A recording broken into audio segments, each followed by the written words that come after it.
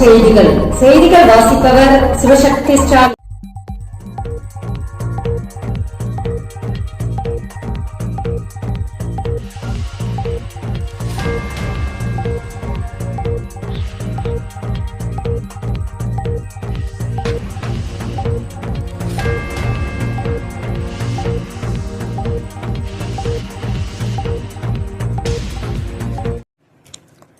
அனைத்து பள்ளிகளுக்கும் முக்கிய அறிவிப்பு.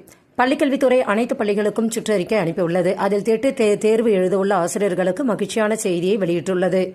டெட் தேர்வு எழுத தங்கள் துறையிடமிருந்து தடையில்லா சான்று பெற வேண்டும் என தெரிவிக்கப்பட்டுள்ளது. இதனால் முதன்மை கல்வி அலுவலகங்களுக்கு அலையும் ஆசிரியர்கள் பெரும்பாடாக உள்ளனர்.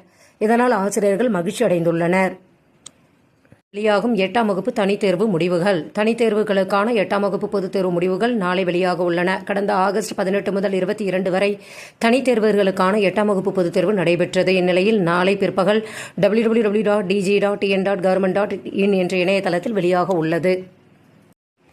டெட் தீர்ப்பு. தமிழக அரசு மறுசீராய்வு மனு தாக்கல் 19ஆம் தேதி அன்று விசாரணை. அமைச்சர் பொய்யாமொழி அறிவிப்பு.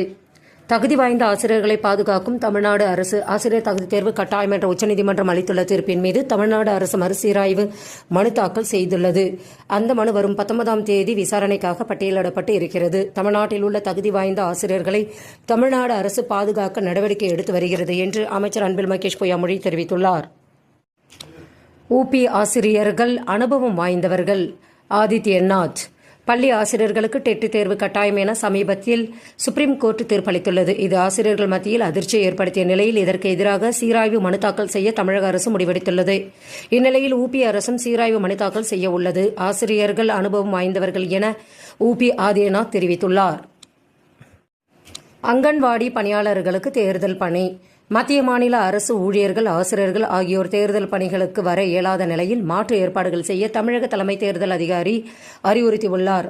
அங்கன்வாடி பணியாளர்கள் விஓக்கள் தேசிய நகர்ப்புற வாழ்வாதார இயக்க பணியாளர்களை தேர்தல் பணிகளில் ஈடுபடுத்த திட்டமிட்டுள்ளது. செய்திகள் நிறைவடைந்தன. வணக்கம்.